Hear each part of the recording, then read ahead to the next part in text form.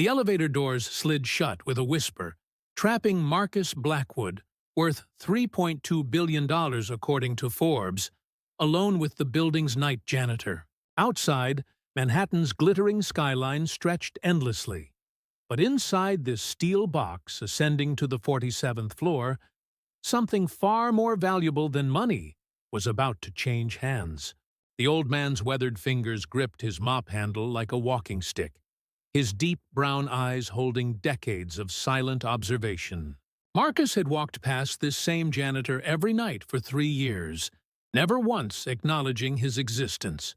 Tonight, that indifference would cost him everything he thought he knew about power, success, and the true meaning of wealth. What happened in the next 18 minutes wouldn't just change Marcus Blackwood's perspective. It would shatter his entire world and rebuild it from the ground up if stories of unexpected wisdom and life-changing encounters move you. Hit that subscribe button now, because what you're about to witness will challenge everything you believe about who deserves to be heard and whose voice truly matters in this world. 3E morning sun cast long shadows across the mahogany conference table as Marcus Blackwood adjusted his Italian silk tie for the 3rd time. His reflection stared back from the floor-to-ceiling windows of Blackwood Industries' boardroom. Sharp jawline, steel gray eyes, and the kind of commanding presence that made grown men sweat during negotiations. At 42, he had built an empire that stretched across 3 continents, yet the taste of his morning coffee had grown bitter, leaving an aftertaste he couldn't quite name. The quarterly numbers are impressive. Sir, Jennifer Matthews, his chief financial officer, slid a leather portfolio across the polished surface. We've exceeded projections by 18%. Her voice carried the careful neutrality of someone who had learned to read his moods like weather patterns. Marcus barely glanced at the figures that would have thrilled him 5 years ago. Instead, his gaze drifted to the street below, where tiny figures moved like ants between towering buildings. The boardroom filled with the usual suspects, 12 executives in identical charcoal suits, each one desperate to impress him with carefully rehearsed presentations. Marcus listened with half his attention, while the other half wandered to places he rarely allowed it to go. When had success started feeling like a prison sentence? When had the thrill of closing another multi-million-dollar deal become as routine as brushing his teeth? Sir? Jennifer's voice cut through his thoughts. The healthcare division restructuring? Marcus blinked, refocusing on the room full of expectant faces. Cut the redundancies, streamline operations. You know the drill. The words rolled off his tongue automatically, the same corporate speak he'd been using for decades.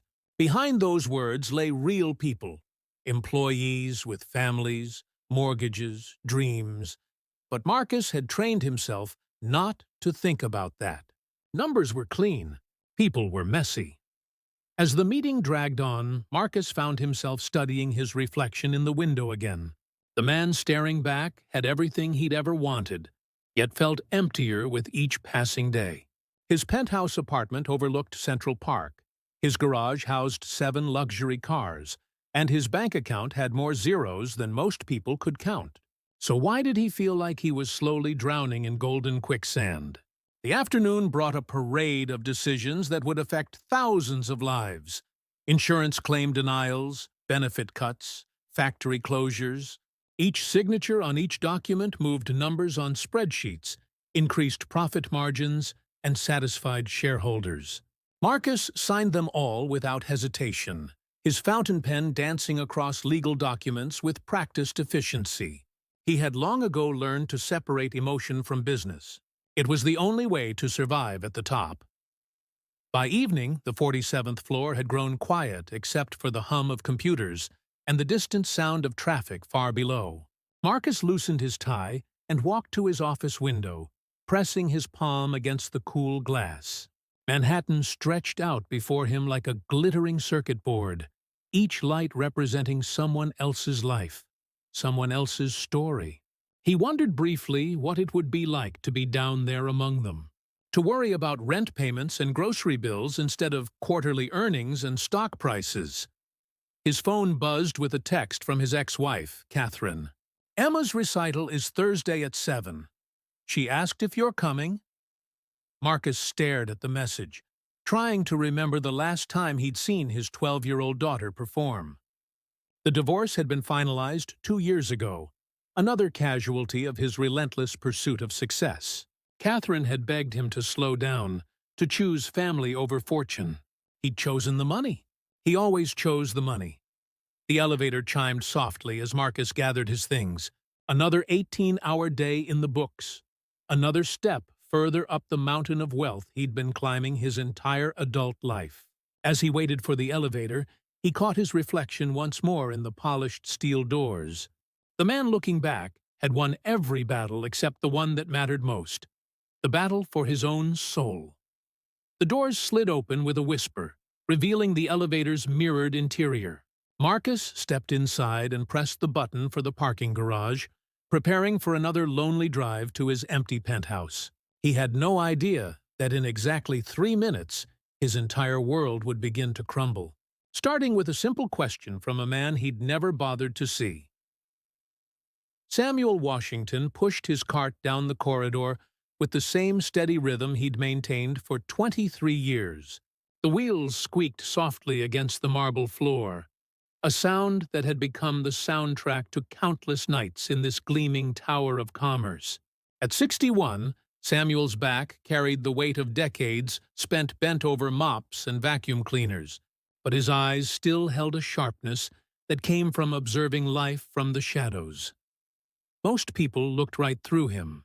To the executives who worked these halls, he was as invisible as the dust he swept away, as forgettable as yesterday's newspaper. They would discuss million-dollar deals while he emptied their trash cans, never considering that the man with the cleaning supplies might have thoughts, feelings, or a story worth hearing. Samuel had grown accustomed to this invisibility. In some ways, it had become his superpower. Tonight felt different somehow. The air carried an electric tension that Samuel had learned to recognize after 2 decades of cleaning corporate battlefields. Someone's world was about to change. He'd seen it countless times. The phone calls that destroyed careers, the emails that ended marriages, the meetings that sealed fates. The wealthy and powerful believed their marble walls could contain their secrets, but Samuel knew better. He'd swept up the pieces of more broken dreams than he could count. He paused outside Marcus Blackwood's corner office, looking through the floor-to-ceiling windows at the man who signed his paychecks. Even from 30 feet away, Samuel could see the weight pressing down on those expensive shoulders. 3 years he'd been cleaning around Marcus Blackwood, watching the billionaire arrive earlier and leave later with each passing month. The man had everything money could buy, yet Samuel recognized the look in his eyes.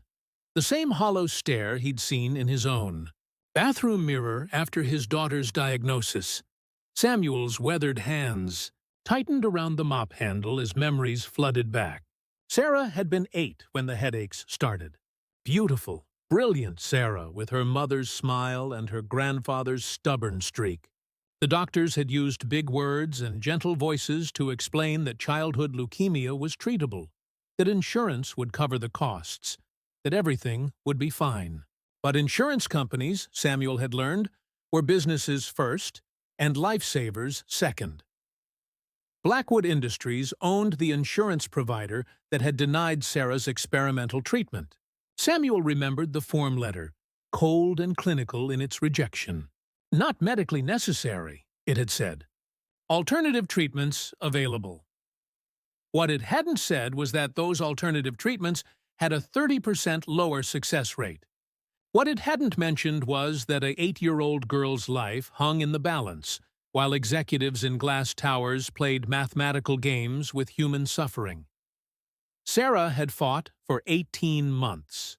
18 months of hospital beds and chemo treatments, of hope rising and falling like a fever. Samuel had worked double shifts to pay for treatments. Insurance wouldn't cover. His janitorial salary stretched thin as tissue paper. His wife, Grace, had taken a second job at the grocery store, her hands cracking from handling frozen foods in the deep winter of their despair. They'd lost their house. They'd lost their savings. And in the end, they'd lost Sarah too. But Samuel had never lost his faith in the possibility of redemption. 3 years of cleaning Marcus Blackwood's office had taught him that even the most powerful men were still just men, still capable of change, still capable of choosing love over money when pushed to the edge. Tonight, as Samuel watched the billionaire gather his things with the mechanical movements of someone going through the motions of living, he felt something stirring in his chest. Not anger, but opportunity. The elevator chimed as Samuel rounded the corner with his cart. Perfect timing. Marcus Blackwood stood waiting, his $1,000 shoes reflecting the hallway lights, his face carrying the tired expression of someone who'd forgotten what he was fighting for. Samuel quickened his pace slightly. For 3 years, he'd remained invisible to this man. Tonight, that invisibility was about to end. As the elevator doors opened and Marcus stepped inside, Samuel made a decision that would change both their lives forever. He abandoned his cart in the hallway and slipped into the elevator just as the doors began to close. The small space suddenly felt charged with possibility. 2 men from opposite worlds trapped in a steel box, suspended between heaven and earth. Marcus barely glanced at him, pressing the button for the parking garage with the casual indifference of someone who'd never had to consider the humanity of those who cleaned up after him. But Samuel's presence filled the elevator like a prayer waiting to be answered. He'd spent 23 years watching, listening, learning. Tonight, he was finally going to speak. The elevator lurched slightly as it began its descent, and Samuel gripped his mop handle tighter. He had no way of knowing that in exactly 47 seconds, the elevator would stop between floors, trapping them in darkness. He had no way of knowing that the next 18 minutes would force 2 strangers to see each other as human beings for the first time. All Samuel knew was that sometimes, when the moment is right and the need is great enough, even an invisible man can change the world. The floor numbers counted down above the door. 45, 44, 43. And with each passing floor, Samuel felt the weight of unspoken truth settling between them like dust waiting to be disturbed. The elevator shuddered to a halt between the 32nd and 33rd floors, with a mechanical groan that seemed to echo from the building's very bones. The overhead lights flickered once, twice, then died completely, plunging Marcus and Samuel into a darkness so absolute it felt like being buried alive. Emergency lighting kicked in seconds later, casting everything in an eerie red glow that transformed the small space into something resembling the inside of a beating heart. Marcus immediately pressed the emergency button, his manicured fingers stabbing at it repeatedly, as if urgency could somehow repair whatever had gone wrong. "This is Marcus Blackwood," he spoke into the intercom, his voice carrying the authoritative tone of someone accustomed to having problems solved instantly. "I'm trapped in elevator 7. I need maintenance up here now." The intercom crackled with static, then fell silent. Marcus pressed it again, harder this time. "Nothing. Power's out on half the grid," Samuel said quietly, his first words spoken in Marcus's presence in 3 years. His voice carried the gravelly texture of someone who'd spent decades breathing in cleaning chemicals and swallowing his thoughts. "Saw the news earlier. Storm knocked down power lines upstate. Could be hours before they get backup generators running full capacity." Marcus turned sharply, as if suddenly remembering he wasn't alone. In the crimson emergency lighting, Samuel's face looked like it had been carved from ancient wood. Deep lines etched by time and hardship, eyes that held the weight of untold stories. For the first time in 3 years, Marcus truly saw the man who'd been cleaning around him like a ghost. "Hours?" Marcus pulled out his phone, its screen casting blue light across his features. No signal. He held it higher, pressing it against different walls of the elevator as if the right angle might somehow pierce through tons of steel and concrete. I have a dinner meeting at 8. The Singapore deal closes tomorrow morning. His words sounded hollow in the confined space, corporate priorities suddenly seeming small and distant. Samuel leaned against the back wall, his mop handle resting beside him like a walking stick. He studied Marcus with the patience of someone who'd learned that panic solved nothing, that sometimes you had to sit with discomfort before you could find your way through it. "Been working in this building longer than you've owned it," Samuel said, his voice steady as bedrock. "These old elevators, when they go down, they stay down, especially with the power situation." The words hit Marcus like physical blows. Trapped. Powerless. At the mercy of circumstances beyond his control. These were concepts that had been absent from his vocabulary for so long he'd forgotten they existed. In his world, every problem had a price tag. Every obstacle could be overcome with enough money or influence. But money couldn't restart a power grid, and influence couldn't make elevators move without electricity. Marcus began pacing the small space, 3 steps in each direction, his expensive shoes clicking against the elevator floor in a nervous rhythm. The walls seemed to be closing in, pressing against his chest like invisible hands. When had he last been in a situation where he couldn't simply buy his way out? When had he last been forced to wait, to be patient, to rely on others? "You don't understand," Marcus said, his voice rising slightly. "I have responsibilities, people depending on me. The Singapore contract alone represents jobs for 2,000 people." But even as he spoke, the words felt hollow. He was trying to convince himself as much as Samuel, trying to justify the panic rising in his throat like bile. Samuel watched him pace with the calm attention of someone observing a caged animal. 2,000 jobs, he repeated slowly, as if tasting the words. "That's a lot of families depending on you." There was no sarcasm in his voice, no judgment, just a simple acknowledgement that carried more weight than accusation ever could. "Exactly," Marcus seized on the agreement. "Which is why I can't be stuck in here. Which is why—" He stopped pacing abruptly, struck by something in Samuel's tone. The way he'd said, "families depending on you," wasn't congratulatory. It was something else entirely. The emergency lighting cast shifting shadows across Samuel's face as he spoke again. "Must be a heavy burden, holding all those lives in your hands, making decisions that ripple out into kitchens and bedrooms and children's college funds." His words were soft, but they cut through the elevator's stale air like a blade. "Tell me something, Mr. Blackwood. In all those board meetings, all those contract negotiations, do you ever see their faces?" Marcus stopped pacing entirely. "Whose faces?" "The families. The 2,000 families whose lives you just mentioned. When you're signing contracts and cutting costs and restructuring departments, do you ever picture them? Do you know their names? Do you wonder what they had for breakfast? Or if their kids are struggling with homework? Or if they're lying awake at night, worried about making rent?" The question hung in the air between them like incense, heavy and impossible to ignore. Marcus opened his mouth to respond, then closed it again. In 30 years of business, he'd trained himself to think in numbers, percentages, profit margins. Faces were distractions. Names were liabilities. Personal stories were obstacles to efficiency. "It's not personal," Marcus said finally, the words sounding weak even to his own ears. "Business decisions can't be emotional. If I stopped to consider every individual case, I'd never be able to make the hard choices necessary for the greater good."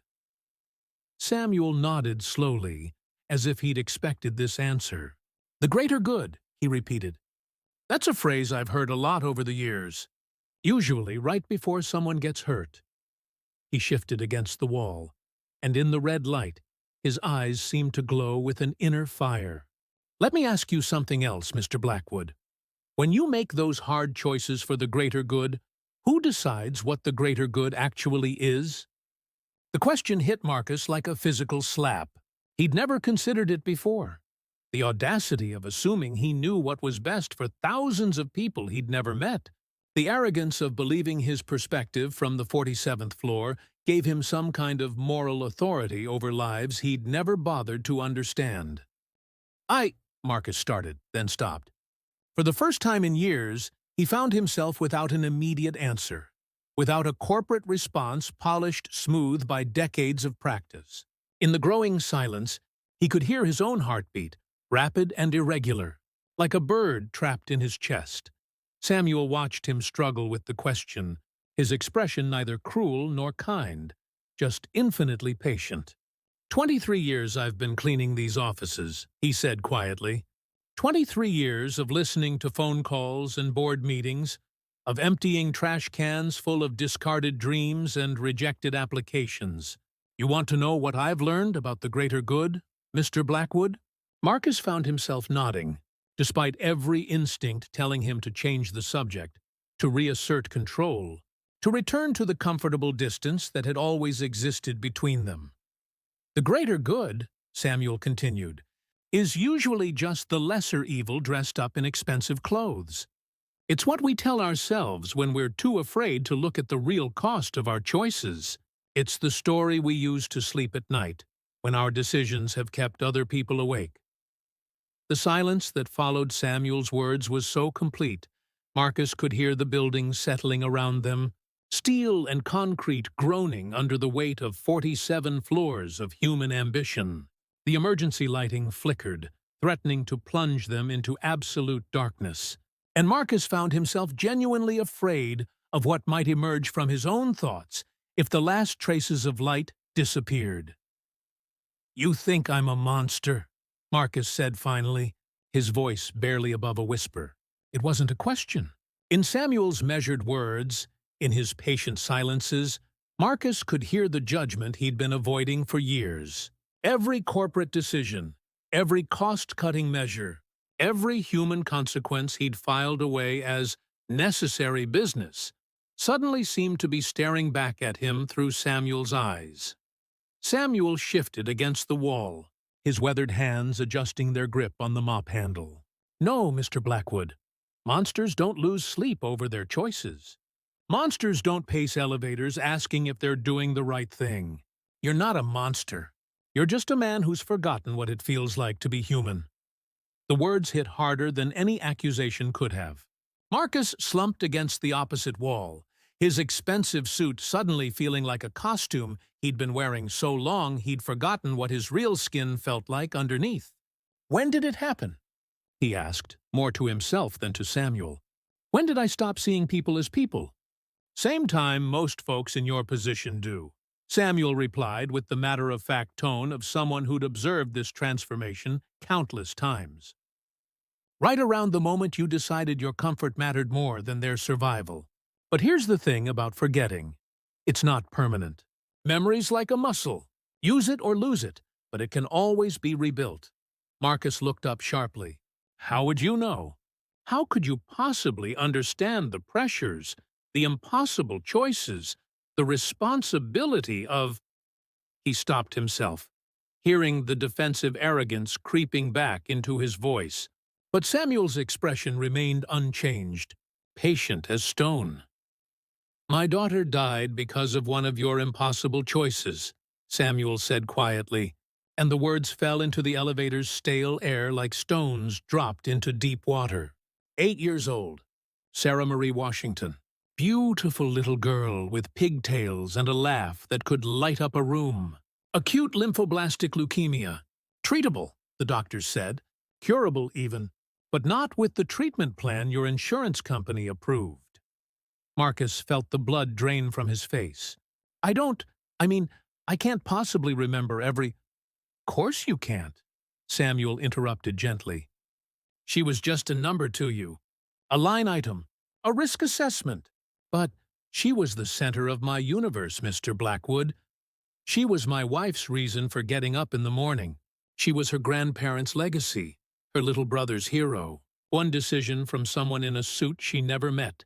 And suddenly, she wasn't worth saving anymore." The elevator felt like it was shrinking. the walls pressing closer with each word Samuel spoke.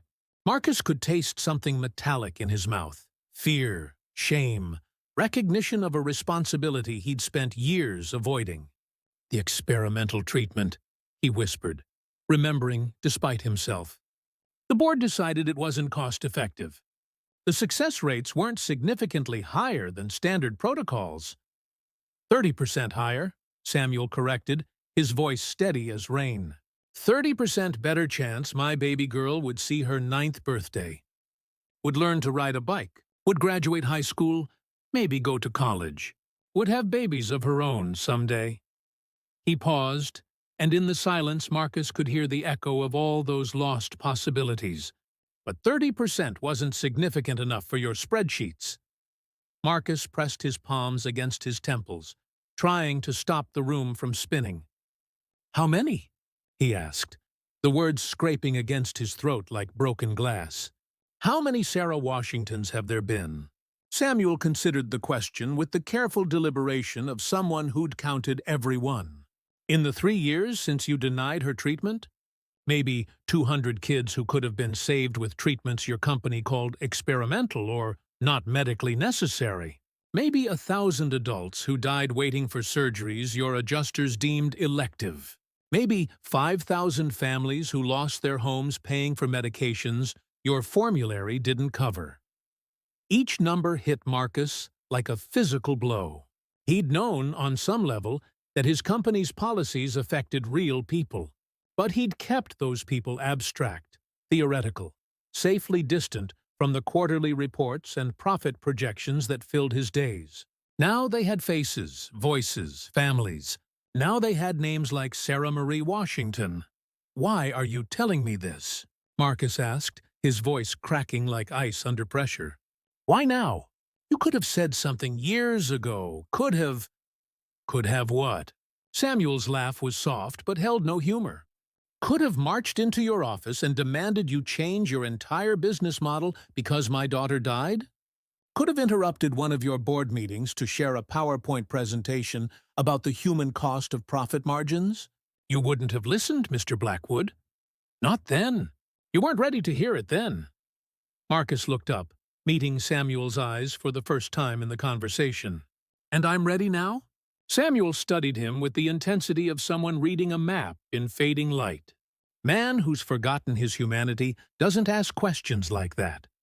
Doesn't wonder if he's become a monster. Doesn't pace around an elevator worried about being trapped, because deep down, he knows he's been trapped for years in something much worse than a broken elevator. The truth of it hit Marcus like cold water. The elevator wasn't his prison, it was his liberation. For the first time in years, he couldn't run to another meeting, couldn't bury himself in another deal, couldn't distract himself with the endless motion of climbing higher up a mountain that had no summit. He was forced to sit still, forced to listen, forced to confront the man he'd become and the man he might still choose to be. "Tell me about her," Marcus said quietly. "Tell me about Sarah." Samuel's face transformed, the harsh lines softening as love replaced pain in his expression. She wanted to be a veterinarian, had this way with animals, even as a little thing. Stray cats would follow her home. Injured birds would land in her hands like they knew she'd help them heal. During her treatments, she'd draw pictures of the animals she was going to save someday, gave them to the nurses, to other kids in the ward. Even when she was dying, she was trying to heal the world around her. Marcus closed his eyes, seeing clearly for the first time the weight of Samuel's loss, the magnitude of what his corporate policies had destroyed. One decision made in a boardroom full of people who never had to look at the consequences had rippled outward like stones thrown into still water, creating waves that reached into hospital rooms and broke against the shores of a little girl's dreams. "I'm sorry," Marcus whispered, and the words felt both inadequate and necessary, like trying to stop a hemorrhage with a bandage while knowing it was all he had to offer. Samuel nodded, accepting the apology with the grace of someone who'd already forgiven injuries that would have destroyed lesser men. "Sorry's a start, Mr. Blackwood. But sorry doesn't bring back my Sarah, and it doesn't heal the thousands of other families still waiting for someone like you to remember they're human too." The elevator groaned around them, settling deeper into its mechanical silence, and Marcus realized he was at a crossroads that had nothing to do with broken machinery and everything to do with the choice between the man he'd been and the man he might still become. The emergency lighting flickered again, threatening to abandon them to complete darkness, and in that moment of wavering illumination, Marcus saw himself as if from a great distance. A billionaire trapped in a steel box, with a man whose daughter he'd helped kill through corporate indifference. The irony wasn't lost on him. For 30 years, he'd climbed higher and higher, believing elevation meant success, never realizing he was simply getting further away from the ground where real life happened. "What do I do?" Marcus asked, the question emerging from somewhere deep inside him, a place he'd kept locked away for so long he'd forgotten it existed. "How do I fix this? How do I fix any of this?" Samuel studied him with eyes that seemed to hold centuries of accumulated wisdom. "You're asking the wrong question, Mr. Blackwood. It's not about fixing what's already broken. Sarah's gone. Those families who lost their homes are still homeless. The people who died waiting for treatments they couldn't afford are still dead. You can't resurrect the past." The words hit Marcus like hammers against glass, shattering what remained of his illusions about redemption being as simple as writing larger checks or implementing better policies. Some wounds couldn't be healed. Some losses couldn't be recovered. Some choices echoed forward through time with consequences that lasted forever. Then, what's the point? Marcus's voice cracked with desperation. If I can't undo the damage, if the people I've hurt are beyond helping, then what's the point of even trying to change? Samuel leaned forward, his presence filling the small space with something that felt like hope wrapped in hard truth. "The point, Mr. Blackwood, is that there are still families out there right now, sitting in hospital waiting rooms, praying for miracles your company could provide. There are still children like Sarah fighting for their lives, while executives in boardrooms debate profit margins. The point is that the next Sarah Washington doesn't have to die because some spreadsheet says her life isn't cost-effective."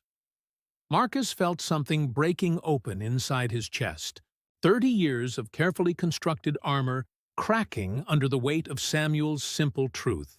He thought about tomorrow's board meeting, about the healthcare restructuring plan sitting on his desk, about the dozens of claim denials that would cross his desk next week. Each one represented someone's Sarah, someone's hope, someone's reason for getting up in the morning. "But the shareholders," Marcus said weakly, grasping for the familiar justifications that had always made difficult decisions easier. "The board expects returns. If I approve every expensive treatment, if I eliminate all the cost controls, the company becomes unsustainable. The whole system collapses, and then no one gets help." Samuel nodded slowly, as if he'd expected this argument. "My grandfather used to tell me a story about a rich man who drowned in a river while his pockets were full of gold. Could have swum to shore easy if he'd let go of the money, but he held on to it even when it dragged him under. Said he needed the gold to take care of his family, right up until the moment it killed him." Samuel paused, letting the story settle between them like sediment. Sometimes, holding on to what you think you need is exactly what destroys what you actually need. The metaphor cut through Marcus's corporate training like a blade through silk. How much of his wealth was actually necessary? How much of his company's profit was essential for survival versus excessive accumulation? He'd been so focused on growing the mountain of money that he'd never questioned whether the mountain was already high enough. $3 billion, Marcus said quietly, speaking to himself as much as to Samuel. "According to Forbes, I'm worth $3 billion. Do you know what someone could do with $3 billion, Samuel? How many Sarah Washingtons could be saved with that kind of money?" Samuel's expression remained steady, but Marcus caught a flicker of something. Not quite hope, but its distant cousin, possibility. That's your answer to find, Mr. Blackwood. Not mine to give you. The elevator shuddered slightly, as if the building itself were responding to the conversation taking place in its steel belly. Marcus pressed his back against the wall, feeling the cool metal through his expensive suit, and tried to imagine what it would feel like to make decisions based on human need instead of profit margins. The thought terrified him almost as much as it thrilled him. "They'll fight me," Marcus said, thinking about his board of directors, his shareholders, the entire infrastructure of corporate expectations that surrounded him like a web. "If I try to change how we operate, if I start approving treatments regardless of cost, if I put people before profits, they'll force me out. They'll say I've lost my mind." Samuel smiled for the first time since they'd been trapped together, and the expression transformed his entire face, revealing the man he must have been before grief carved lines into his features. "Maybe you have lost your mind, Mr. Blackwood. Maybe sanity in an insane world looks exactly like madness. But let me ask you something. What's the worst thing that could happen if they force you out?" Marcus considered the question seriously. "I'd lose everything. The company, the money, the power, the respect. I'd go from being a billionaire to being nobody." "Nobody," Samuel repeated thoughtfully. "Like me, you mean? Like the janitor who's been invisible to you for 3 years? Like the families whose insurance claims get denied? Like the hospital patients who can't afford treatment?" His voice carried no bitterness, just gentle observation. "Maybe being nobody isn't the worst thing that could happen to a man, Mr. Blackwood. Maybe it's exactly what you need to remember, how to be somebody who matters." The words hit Marcus with the force of revelation. His entire life had been built on the fear of being ordinary, of being forgotten, of being just another face in the crowd. But sitting here in this broken elevator with a man society had deemed invisible, Marcus was beginning to understand that visibility and value weren't the same thing. Samuel Washington had more integrity in his weathered hands than Marcus had accumulated in 30 years of corporate success. "There's something else," Samuel said, his voice dropping to almost a whisper. "Something I haven't told you about Sarah." He paused, gathering himself for what came next. "The last week of her life, when it was clear the standard treatment wasn't working, when we all knew she was dying, she made me promise something." Marcus found himself holding his breath, afraid to break the spell of Samuel's words. "She made me promise that if I ever met someone who could help other kids like her, I wouldn't be angry with them. She made me promise I'd try to help them understand that every sick child was somebody's whole world." Samuel's voice cracked slightly. 30-year-old grief still raw as an open wound. 8 years old, dying in a hospital bed, and she was worried about forgiveness, about helping the people who'd failed her. Tears. Marcus didn't know he was capable of shedding began streaming down his face, mixing salt with the sterile air of the trapped elevator. He thought about his own daughter, Emma, healthy and alive and performing in school recitals he was too busy to attend. He thought about how Sarah Washington would never perform in another recital, would never graduate, would never have children of her own, all because a room full of executives had decided her life wasn't worth the cost of experimental treatment. "I can't bring her back," Marcus whispered through his tears. "I can't undo what I've done." Samuel reached across the small space and placed his hand on Marcus's shoulder, the first time in 3 years they'd made physical contact. His touch carried the weight of forgiveness and the possibility of redemption. "No, you can't bring her back. But you can honor her memory. You can make sure her death meant something. You can be the man she believed could exist, the one who chooses to help instead of harm, to heal instead of hurt." In that moment, trapped between floors in a powerless elevator, Marcus Blackwood felt power of a different kind flowing through him. Not the power of money or influence or corporate control, but the power of choice. The fundamental human ability to decide who to become in the face of who you've been. The sound of approaching voices echoed down the elevator shaft like distant thunder. Rescue teams working to restore power and free the trapped passengers. But Marcus barely heard them. His world had already been freed from a prison far more confining than any broken elevator.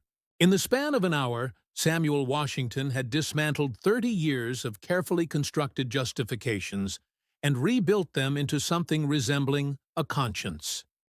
"They're coming," Samuel said, gathering his mop and straightening his maintenance uniform with the practiced efficiency of someone preparing to return to invisibility.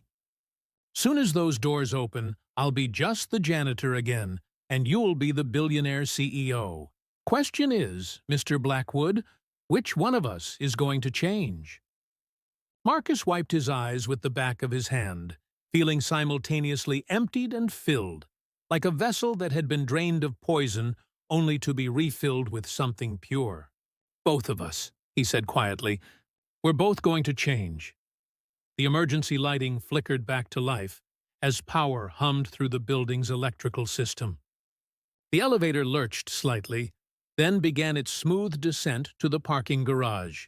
As the floors counted down, 15, 14, 13, Marcus felt each number marking not just physical distance, but the space between his old life and whatever came next.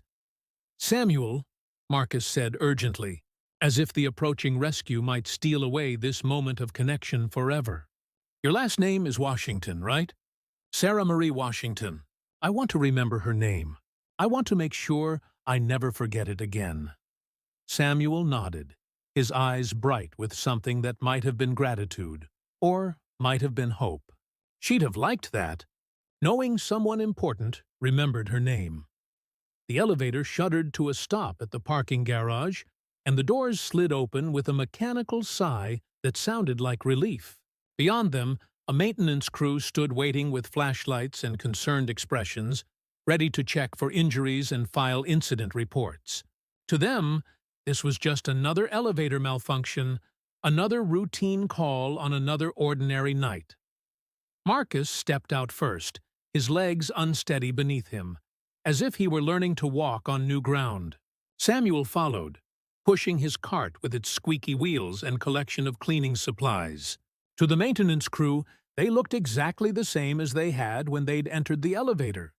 Billionaire and janitor, executive and service worker. Two people from different worlds who happened to share a broken elevator. But everything had changed. Marcus drove home through Manhattan streets that looked different somehow, as if he were seeing the city through new eyes. Every homeless person on every corner represented a policy decision someone had made. Every closed storefront told a story of economic choices that rippled through communities like stones thrown into still water. Every ambulance that passed carried someone whose fate might depend on insurance coverage, treatment approvals, and corporate policies developed in boardrooms by people who would never meet the patients whose lives hung in the balance. By the time Marcus reached his penthouse, dawn was beginning to creep across the Manhattan skyline, painting the glass towers in shades of gold and rose. But instead of going inside, he sat in his car for an hour, staring at his phone and the contact information for every board member, every department head, every person who would need to be convinced or replaced or removed for real change to happen. At 6 a.m., Marcus began making phone calls. The first was to his head of legal, instructing her to begin drafting a complete overhaul of their insurance policies. The second was to his CFO, asking for detailed analyses of profit margins and identifying areas where short-term losses could create long-term value through improved patient outcomes. The third was to his head of HR, requesting a comprehensive review of every insurance claim denial from the past 5 years. "Sir," Jennifer Matthews said during that third call, her voice careful and concerned, "this kind of systematic review could cost millions in approved claims. The board will never approve it without understanding your reasoning."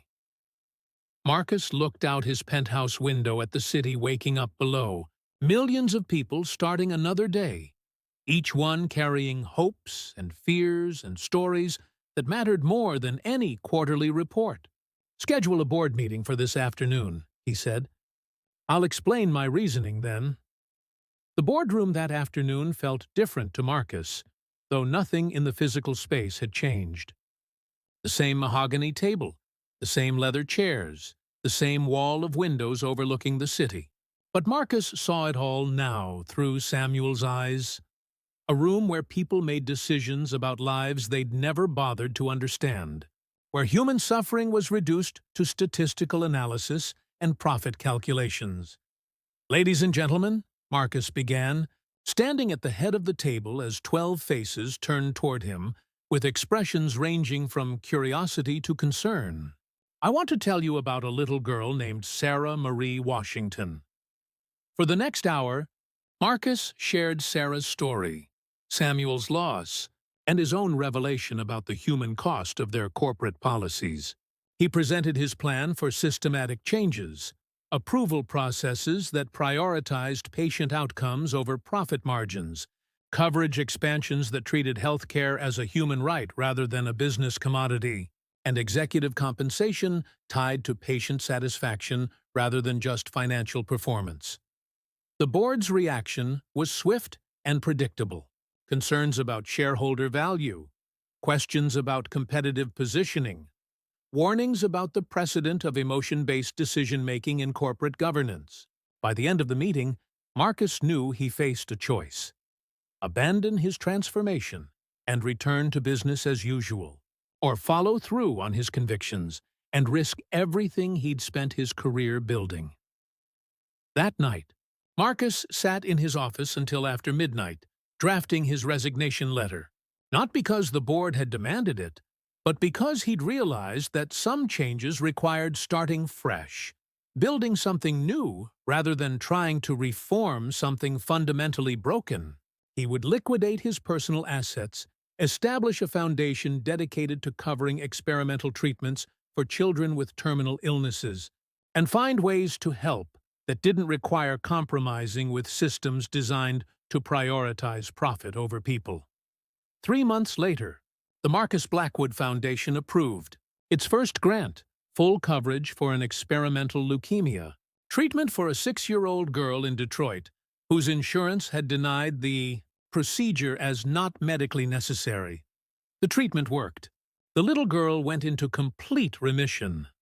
Marcus kept a photo of her on his new desk, not in a gleaming corporate tower, but in a modest office in Brooklyn where he worked 18-hour days reviewing cases and approving treatments. Next to her photo sat another picture: Sarah Marie Washington at age 8, pigtails and bright smile, the child whose death had taught him the difference between success and significance.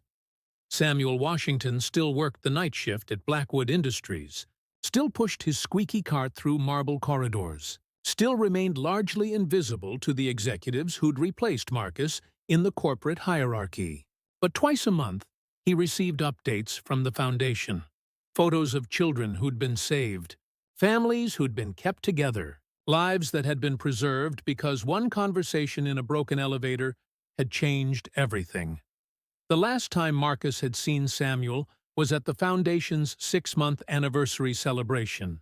Samuel had arrived after his shift, still wearing his maintenance uniform, carrying a small wrapped box. "From Sarah," Samuel had said, pressing the box into Marcus's hands. "Found this in her things after she died. Been saving it for someone who might understand what it means." Inside the box was a small wooden cross, hand-carved and worn smooth by young fingers. On the back, in a child's careful handwriting, were the words, "For someone who helps people get better." Marcus kept the cross on his desk next to the photos, a reminder that sometimes the most valuable advice comes from the most unexpected sources. That true wealth isn't measured in dollars accumulated but in lives touched, and that the distance between the 47th floor and ground level is nothing compared to the distance between who we are and who we choose to become. Late at night, when Marcus worked alone in his Brooklyn office, He could sometimes hear the sound of squeaky wheels in the hallway. Not Samuel's cart, but the echo of a conversation that had changed everything. In those moments, he would touch the small wooden cross and remember that every decision ripples outward like stones thrown into water, creating waves that reach shores we never see, touching lives we never meet, and carrying the power to heal or harm in ways we might never fully understand. The billionaire had taken a janitor's advice, and in the hours that followed, both their worlds had been transformed, not through the accumulation of wealth or power, but through the recognition that every human life has value beyond calculation, and that sometimes the most profound transformations happen not when we climb higher, but when we finally learn to see the ground